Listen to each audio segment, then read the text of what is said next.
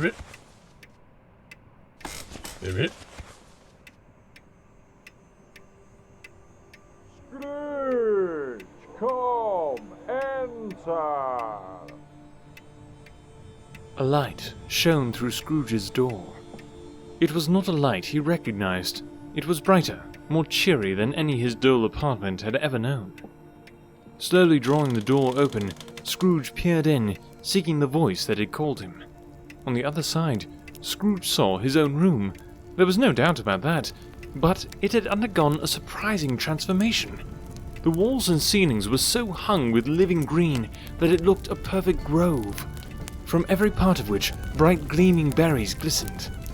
The crisp leaves of holly, mistletoe, and ivy reflected back the light, as if so many little mirrors had been scattered there. And such a mighty blaze went roaring up the chimney, as that dull petrification of a hearth had ever known in Scrooge's time, or Marley's, or for many, many a winter season gone. Heaped up on the floor, to form a kind of throne, were turkeys, geese, game, poultry, brawn, great joints of meat, sucking pigs, long wreaths of sausages, mince pies, plum puddings, barrels of oysters, red hot chestnuts, cherry-cheeked apples, juicy oranges, luscious pears, immense twelfth cakes, and seething bowls of punch that made the chamber dim with their delicious steam.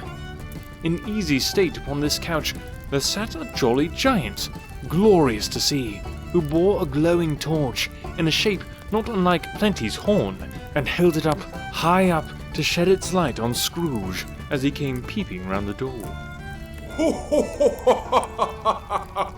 Come in, and know me better, man. I am the ghost of Christmas present. Look upon me. Scrooge reverently did so. It was clothed in one simple green robe or mantle, bordered with white fur.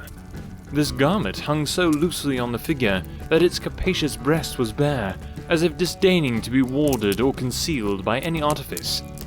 Its feet, observable beneath the ample folds of the garment, were also bare, and on its head it wore no other covering than a holly wreath, set here and there with shining icicles. Its dark brown curls were long and free as its genial face, its sparkling eye, its open hand, its cheery voice, its unconstrained demeanor, and its joyful air. Girded round its middle was an antique scabbard, but no sword was in it, and the ancient sheath was eaten up with rust. You have never seen the like of me before. Never. I've never walked forth with the younger members of my family. Meaning, for I am very young, my elder brother's born in these later years. I don't think I have. I'm afraid I have not. Have you many brothers, Spirit? More than 1,800. A tremendous family to provide for. Spirit, conduct me where you will. I went forth last night on compulsion, and I learnt a lesson which is working now. Tonight, if you have aught to teach me, let me profit by it. Aha! Touch my robe. Scrooge did as he was told and held it fast. Holly, mistletoe, red berries, ivy, turkeys, geese, game, poultry, brawn, meat, pigs, sausages, oysters, pies, puddings, fruit, and punch all vanished instantly. So did the room, the fire, the ruddy glow, the hour of night, and they stood in the city streets on Christmas morning, where, for the weather was severe, the people made a rough but brisk and not unpleasant kind of music in scraping the snow from the pavement in front of their dwellings, and from the tops of their houses, whence it was mad delight to the boys to see it come plumping down into the road below and splitting into artificial little snowstorms. The house fronts looked black enough, and the windows blacker, contrasting with the smooth white sheet of snow upon the roofs, and with the dirtier snow upon the ground, which last deposits had been ploughed up in deep furrows by the heavy wheels of carts and wagons. Furrows that crossed and recrossed each other hundreds of times, where the great streets branched off and made intricate channels, hard to trace in the thick yellow mud and icy water. The sky was gloomy, and the shortest streets were choked up in a dingy mist, half thawed, half frozen, whose heavier particles descended in showers of sooty atoms, as if all the chimneys in Great Britain had, by one consent, caught fire and were blazing away to their dear heart's content. There was nothing very cheerful in the climate or the town, and yet there was an air of cheerfulness abroad that the clearest summer air and brightest summer sun might have endeavoured to diffuse in vain. For the people who were shovelling away on the housetops were jovial and full of glee, calling out to one another from the parapets, and now and then exchanging a facetious snowball. Better-natured missiles far than many a wordy jest, laughing heartily if it went right, and not less heartily if it went wrong. The poulterer's shop was still half open, and the fruiterers were radiant in their glory. There were great, round, pot-bellied baskets of chestnuts, shaped like waistcoats of jolly old gentlemen, lolling at the doors and tumbling out into the streets in their apoplectic opulence. There were ruddy, brown-faced, broad-girthed Spanish friars, and winking from their shelves in wanton slyness at the girls as they went by, and glanced demurely at the hung-up mistletoe. There were pears and apples, clustered high in blooming pyramids. There were bunches of grapes, made in the shopkeeper's benevolence to dangle from conspicuous hooks, that people's mouths might water as they passed. There were piles of filberts, mossy and brown, recalling in their fragrance ancient walks among the woods, and pleasant shufflings ankle-deep through withered leaves. There were Norfolk biffins, squab and swarthy, setting off the yellow of the oranges and lemons, and, in the great compactness of their juicy persons, urgently entreating and beseeching to be carried home in paper bags and eaten after dinner. The very gold and silver fish, set forth among these choice fruits in a bowl, though members of a dull and stagnant-blooded race, appeared to know that there was something going on, and, to a fish, went gasping round and round their little world in slow and passionless excitement. The grocers! Oh, the grocers! Nearly closed, with perhaps 2 shutters down, or 1. But through those gaps, such glimpses. It was not alone that the scales descending on the counter made a merry sound, or that the twine and roller parted company so briskly, or that the canisters were rattled up and down like juggling tricks, or even that the blended scents of tea and coffee was so grateful to the nose, or even that the raisins were so plentiful and rare, the almonds so extremely white, the sticks of cinnamon so long and straight, the other spices so delicious, the candied fruit so caked and spotted with molten sugar as to make the coldest lookers-on feel faint and subsequently bilious. Nor was it that the figs were moist and pulpy, or that the French plums blushed in modest tartness from their highly decorated boxes, or that everything was good to eat and in its Christmas dress. But the customers were all so hurried and so eager in the hopeful promise of the day that they tumbled up against each other at the door, clashing their wicker baskets wildly, and left their purchases upon the counter and came running back to fetch them, and committed hundreds of the like mistakes in the best humour possible, while the grocer and his people were so frank and fresh that the polished hearts with which they fastened their aprons behind might have been their own, worn outside for general inspection, and for the Christmas doors to peck at if they chose.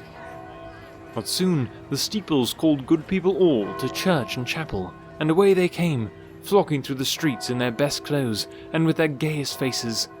And at the same time there emerged from scores of by-streets, lanes, and nameless turnings innumerable people, carrying their dinners to the bakers' shops.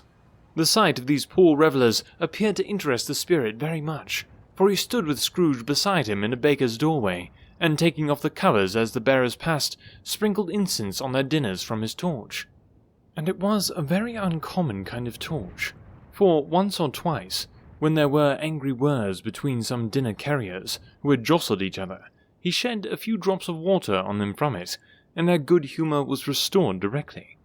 For, they said, it was a shame to quarrel upon Christmas Day, and so it was, God love it, so it was. In time the bells ceased, and the bakers were shut up, and yet there was a genial shadowing forth of all these dinners, and the progress of their cooking in the thawed blotch of wet above each baker's oven, where the pavement smoked as if its stones were cooking too. Is there a peculiar flavour in what you sprinkle from your torch? Aye, there is. My own. Would it apply to any kind of dinner on this day? To any kindly given. to a poor one most. Why to a poor one most? Because it needs it most. Spirit, I wonder you, of all the beings in the many worlds about us, should desire to cramp these people's opportunities of innocent enjoyment. What is that you say? You would deprive them of their means of dining every 7th day, often the only day on which they can be said to dine at all, wouldn't you? You seek to close these places on the 7th day, and it comes to the same thing. You don't know what you're saying there, man. Forgive me if I am wrong. It has been done in your name, or at least in that of your family. Aye. There are some upon this earth of yours who lay claim to know us, and who do their deeds of passion, pride, ill will, hatred, envy, bigotry, and selfishness in our name, who are estranged to us and all our kith and kin, as if they had never lied. Remember that, and charge their doings on themselves, not us. Very well. I will. They went on, invisible as they had been before, into the suburbs of the town. It was a remarkable quality of the ghost, which Scrooge had observed at the baker's, that, notwithstanding his gigantic size, he could accommodate himself to any place with ease, and that he stood beneath a low roof quite as gracefully and like a supernatural creature as it was possible he could have done in any lofty hall. And perhaps it was the pleasure the good spirit had in showing off this power of his, or else it was his own kind, generous, hearty nature, and his sympathy with all poor men, that led him straight to Scrooge's clerk. For there he went, and took Scrooge with him, holding to his robe, and on the threshold of the door the spirit smiled, and stopped to bless Bob Cratchit's dwelling with the sprinkling of his torch. Think of that!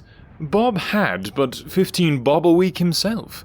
He pocketed on Saturdays but 15 copies of his Christian name, and yet the ghost of Christmas present blessed his 4-roomed house.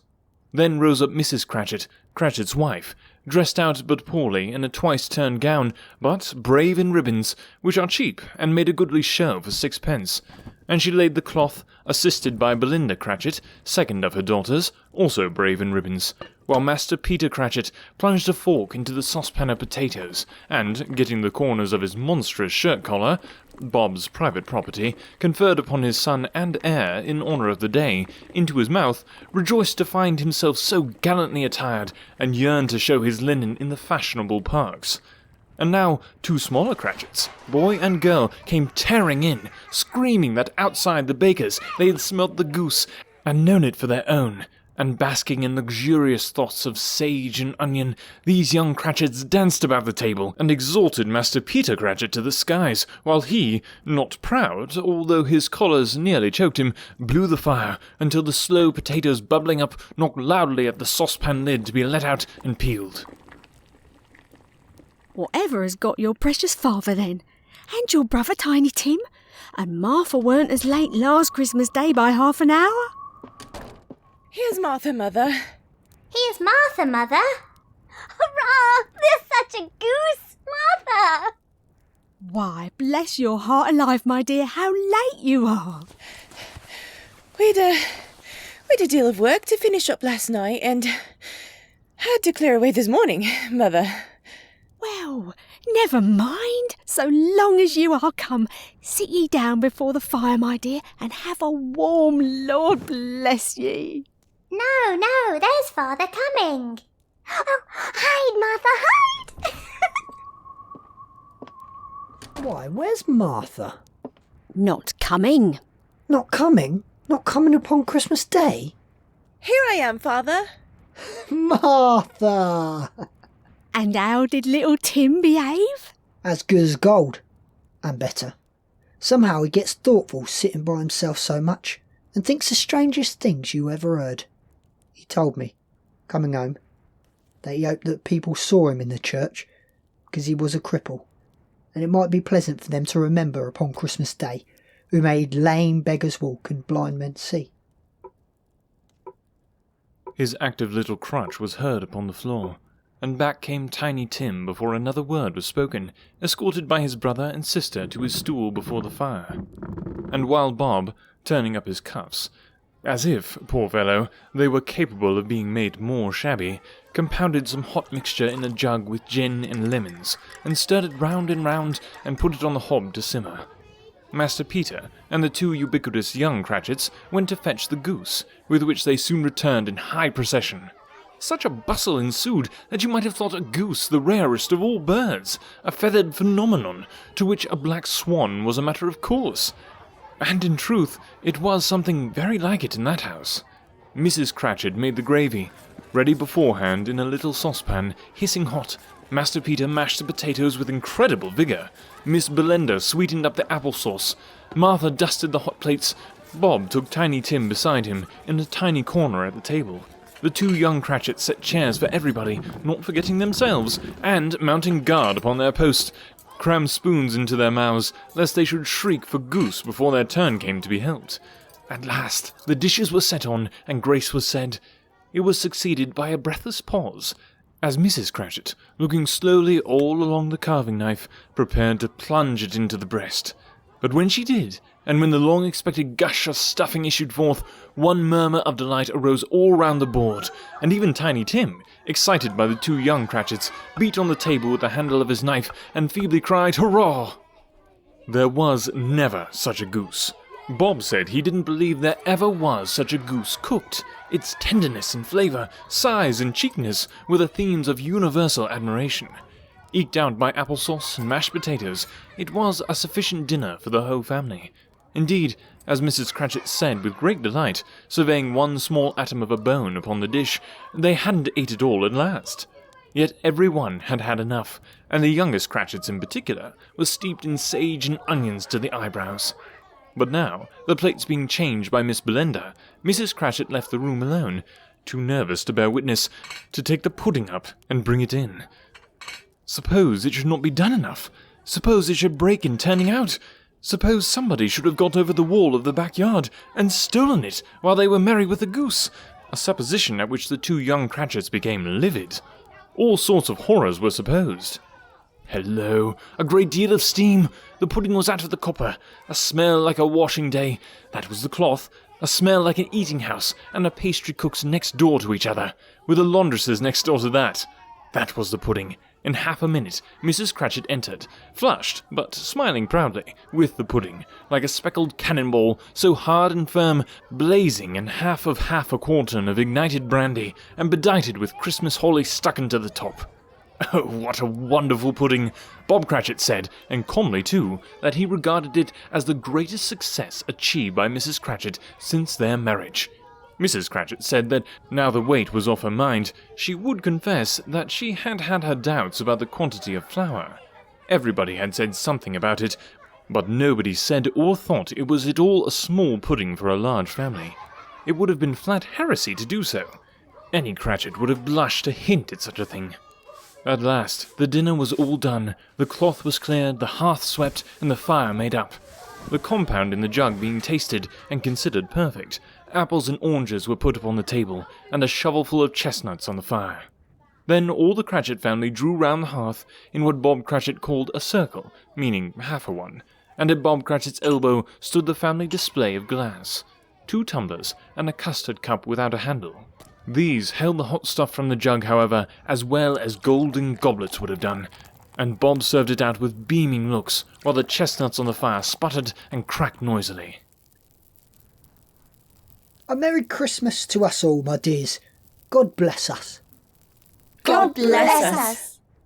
God bless us, everyone. Spirit, tell me if Tiny Tim will live. I see a vacant seat in the poor chimney corner, and a crutch without an owner, carefully preserved. If these shadows remain unaltered by the future, the child will die. No, no, oh no, kind spirit, say he will be spared. If these shadows remain unaltered by the future, none other of my race will find him here. What then?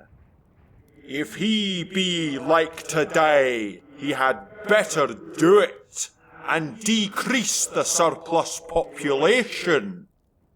Man, if man you be in heart, not adamant, forbear that wicked cant until you have discovered what the surplus is and where it is.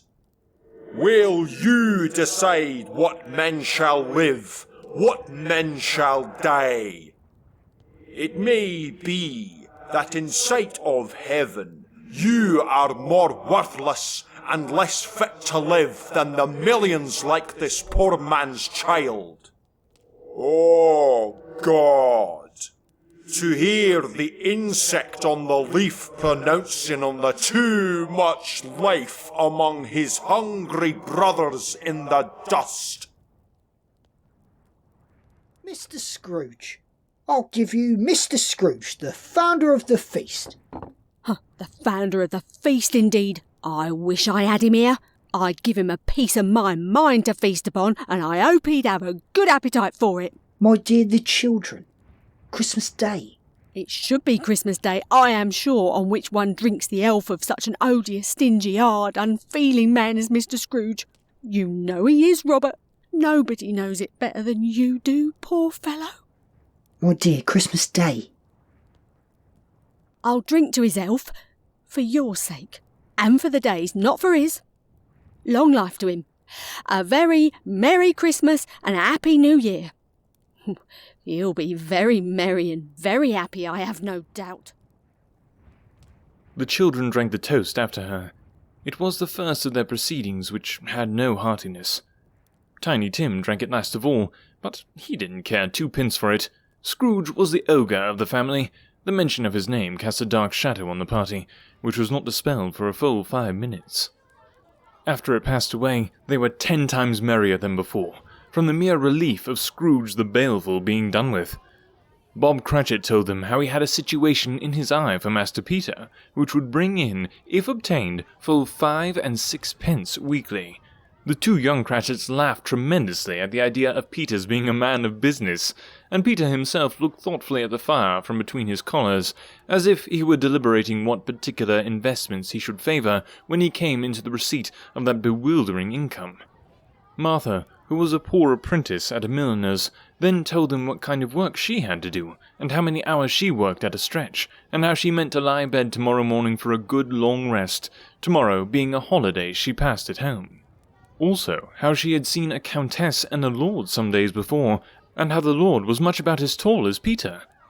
At which, Peter pulled up his collar so high that you couldn't have seen his head if you had been there. All this time, the chestnuts in the jug went round and by they had a song about a lost child travelling in the snow, from Tiny Tim, who had a plaintive little voice, and sang it very well indeed. There was nothing of high mark in this. They were not a handsome family. They were not well dressed. Their shoes were far from being waterproof. Their clothes were scanty, and Peter might have known, and very likely did, the inside of a pawnbroker's. But they were happy, grateful, pleased with one another, and content with the time.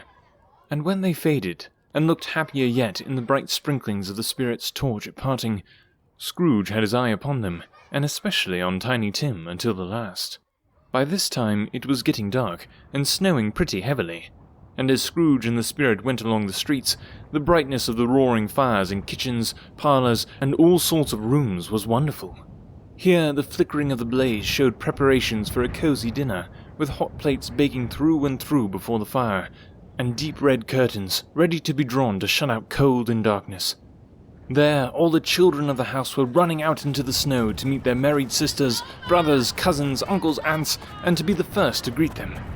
Here again were shadows on the window blind of guests assembling, and there a group of handsome girls, all hooded and fur-booted and all chatting at once, tripped lightly off to some near neighbour's house, where, woe upon the single man who saw them enter, artful witches, well they knew it, in a glow.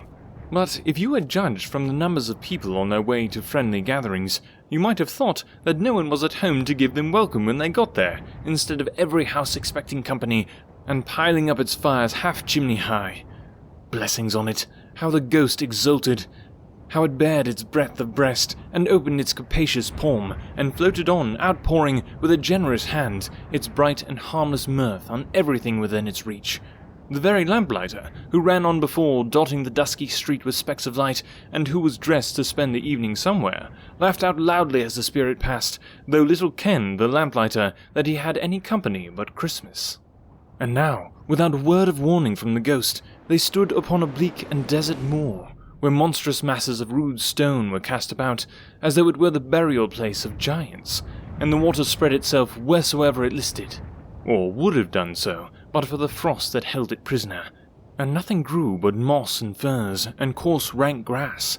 Down in the west, the setting sun had left a streak of fiery red, which glared upon the desolation for an instant like a sullen eye, and frowning lower, lower, lower yet, was lost in the thick gloom of darkest night.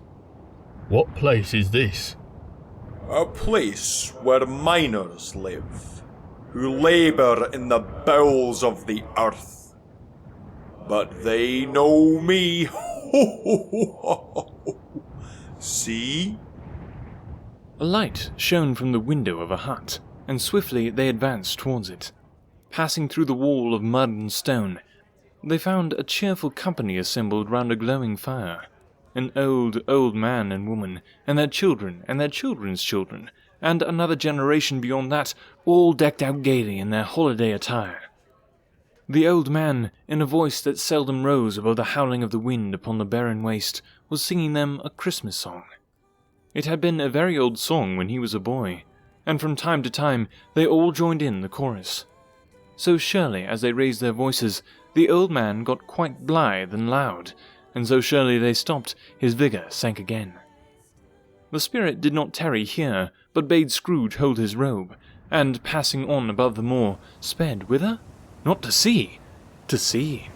To Scrooge's horror, looking back, he saw the last of the land, a frightful range of rocks behind them, and his ears were deafened by the thundering of water, as it rolled and roared and raged among the dreadful caverns it had worn, and fiercely tried to undermine the earth. Built upon a dismal reef of sunken rocks, some leagues or so from shore, on which the waters chafed and dashed the wild year through, there stood a solitary lighthouse. Great heaps of seaweed clung to its base, and storm birds, born of the wind one might suppose, as seaweed of the water, rose and fell about it like the waves they skimmed. But even here, two men who watched the light had made a fire that, through the loophole in the thick stone wall, shed out a ray of brightness on the awful sea. Joining their hands over the rough table at which they sat, they wished each other Merry Christmas in their can of grog, and one of them, the elder too, with his face all damaged and scarred with hard weather, as the figurehead of an old ship might be, struck up a sturdy song that was like a gale in itself. Again the ghost sped on and on above the black and heaving sea, on, until being far away, as he told Scrooge, from any shore, they lighted on a ship. They stood beside the helmsman at the wheel, the lookout in the bow, the officers who had the watch, dark, ghostly figures in their several stations. But every man among them hummed a Christmas tune, or had a Christmas thought, or spoke below his breath to his companion of some bygone Christmas day, with homeward hopes belonging to it. And every man on board, waking or sleeping, good or bad, had a kinder word for another on that day than on any in the year, and had shared to some extent in its festivities, and had remembered those he cared for at a distance, and had known that they delighted to remember him. It was a great surprise to Scrooge, while listening to the moaning of the wind, and thinking what a solemn thing it was to move on through the lonely darkness over an unknown abyss, whose depths were secrets as profound as death. It was a great surprise to Scrooge, while thus engaged, to hear a hearty laugh. It was a much greater surprise to Scrooge to recognize, It was his own nephew's, and to find himself in a bright, dry, gleaming room with a spirit standing smiling by his side, and looking at that same nephew with approving affability. He said that Christmas was a humbug as I live. He believed it too. More shame for him, Fred. He's a comical old fellow, that's the truth, and not so pleasant as he might be. However, his offences carry their own punishment, and I have nothing to say against him. I'm sure he's very rich, Fred. At least you always tell me so. What of that, my dear? His wealth is of no use to him. He don't do any good with it. He don't make himself comfortable with it. He hasn't the satisfaction of thinking that he is ever going to benefit us with it. I have no patience with him. Oh, I have. I am sorry for him. I couldn't be angry with him if I tried. Who suffers by his ill whims? Himself, always. Here he takes it into his head to dislike us, and he won't come and dine with us. What's the consequence? You don't lose much of a dinner, do you think? Indeed, I think he loses a very good dinner. Well, I'm very glad to hear it, because I haven't great faith in these young housekeepers. What do you say, Topper? Oh, a bachelor is a wretched outcast and has no right to express an opinion on the subject. Do go on, Fred. He never finishes what he begins to say. He's such a ridiculous fellow. I was only going to say that the consequence of his taking a dislike to us and not making merry with us is, as I think, that he loses some pleasant moments which could do him no harm. I am sure he loses pleasanter companions than he can find in his own thoughts, either in his mouldy old office or his dusty chambers. I mean to give him the same chance every year, whether he likes it or not, for I pity him. He may rail at Christmas till he dies, but he can't help thinking better of it. I defy him if he finds me going there in good temper year after year and saying, "Uncle Scrooge, how are you?" If it only puts him in the same vein to leave his poor clerk £50, that's something. And I think I shook him yesterday. After tea, they had some music, for they were a musical family and knew what they were about when they sung a glee or catch, I can assure you. Especially Topper, who could growl away in the bass like a good one and never swell the large veins of his forehead, or get red in the face over it. Scrooge's niece played well upon the harp, and played among other tunes a simple little air, a mere nothing, you might learn to whistle it in 2 minutes, which had been familiar to the child who fetched Scrooge from the boarding school, as he had been reminded by the ghost of Christmas past. When this strain of music sounded, all the things that ghost had shown him came upon his mind. He softened more and more, and thought that if he could have listened to it often, years ago, he might have cultivated the kindness of life for his own happiness with his own hands, without resorting to the sexton's spade that buried Jacob Marley. But they didn't devote the whole evening to music. After a while they played at forfeits, for it is good to be children sometimes, and never better than at Christmas, when its mighty founder was a child himself. Oh, there was a first game of Blind Man's Buff. Of course there was. And I no more believe Topper was really blind than I believe he had eyes in his boots. My opinion is that it was a done thing between him and Scrooge's nephew, and that the ghost of Christmas present knew it. The way he went after the plump sister and the lace tucker was an outrage on the credulity of human nature, knocking down the fire irons, tumbling over the chairs, bumping against the piano, smothering himself among the curtains. Wherever she went, there went he. He always knew where the plump sister was. He wouldn't catch anybody else. If you had fallen up against him, as some of them did, on purpose, he would have made a feint of endeavouring to seize you, which would have been an affront to your understanding, and would instantly have sidled off in the direction of the plump sister. She often cried out that it wasn't fair, and it really was not, but when at last he caught her, when in spite of all her silken rustlings and her rapid fluttering past him, he got her into a corner whence there was no escape, then his conduct was the most execrable. For his pretending not to know her, his pretending that it was necessary to touch her headdress, and further to assure himself of her identity by pressing a certain ring upon her finger, and a certain chain about her neck, was vile, monstrous. No doubt she told him her opinion of it when, another blind man being in office, they were so very confidential together behind the curtains.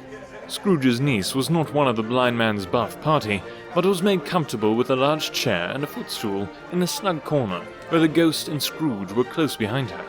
But she joined in the forfeits and laughed her love to admiration with all the letters of the alphabet. Likewise, at the game of how, when, and where, she was very great, and to the secret joy of Scrooge's nephew, beat her sisters hollow. Though they were sharp girls too, as anyone could have told you.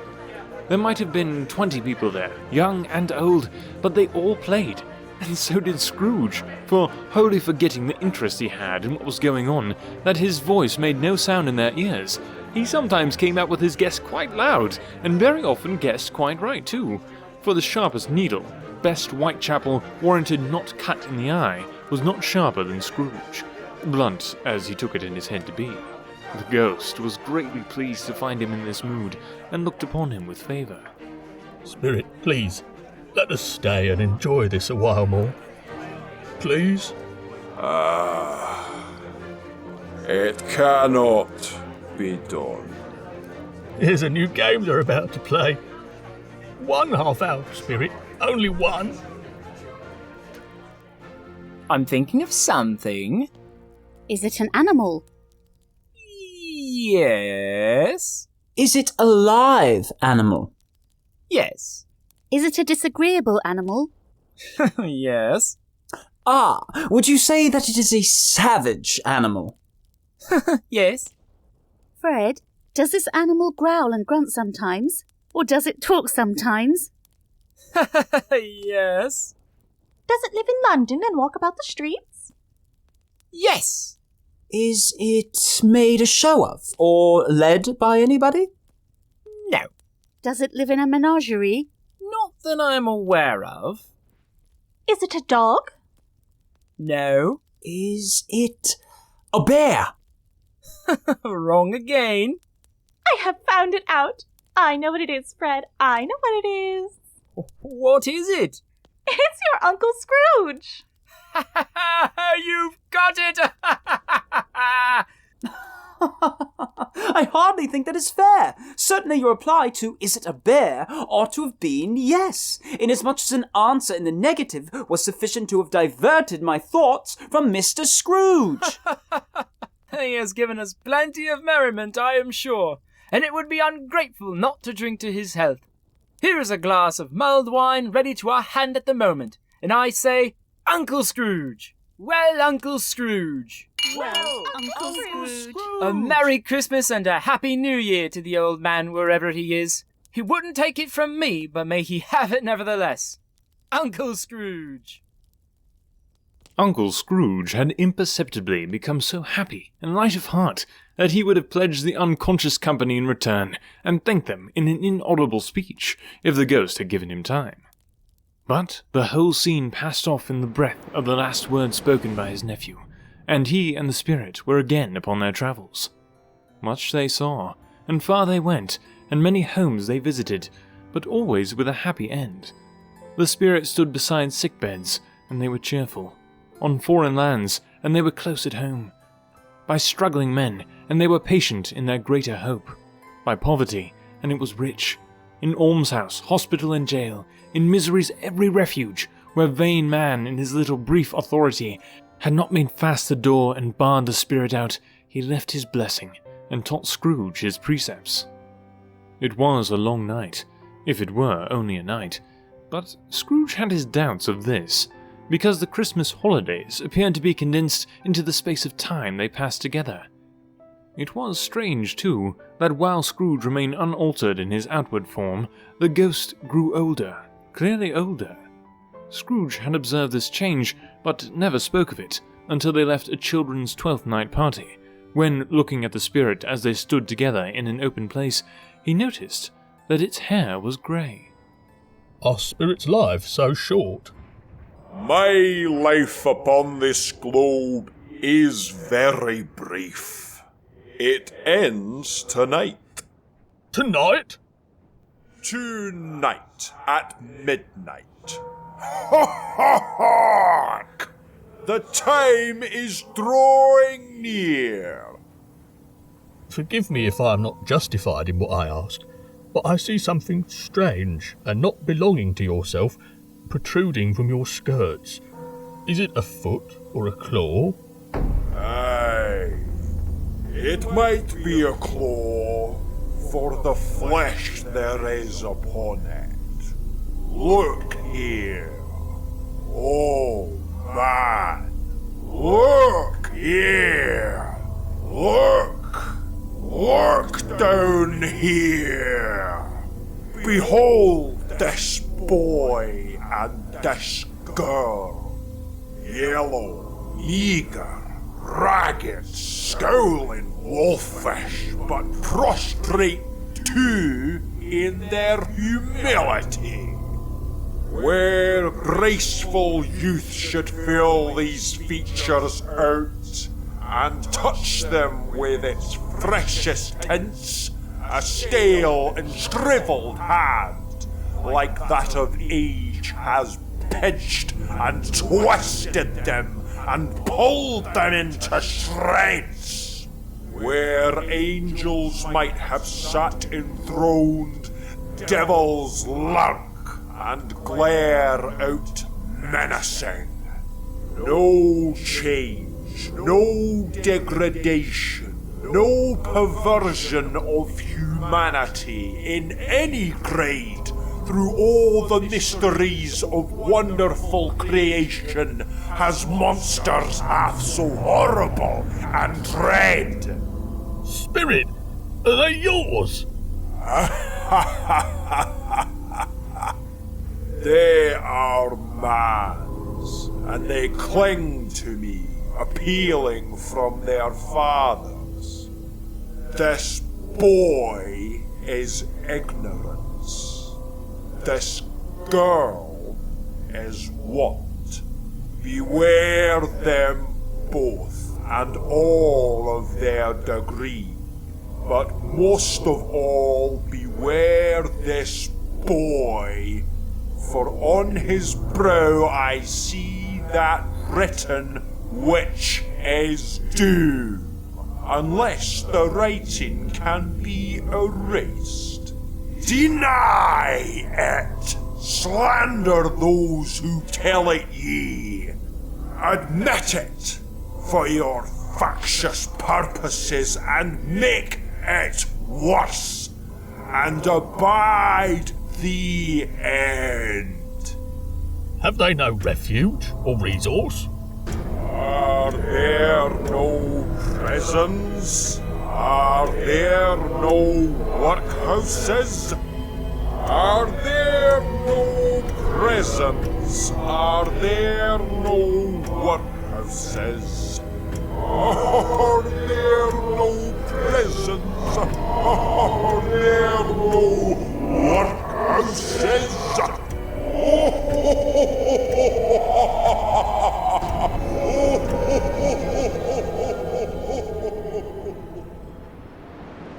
Scrooge looked about him for the ghost, and saw it not.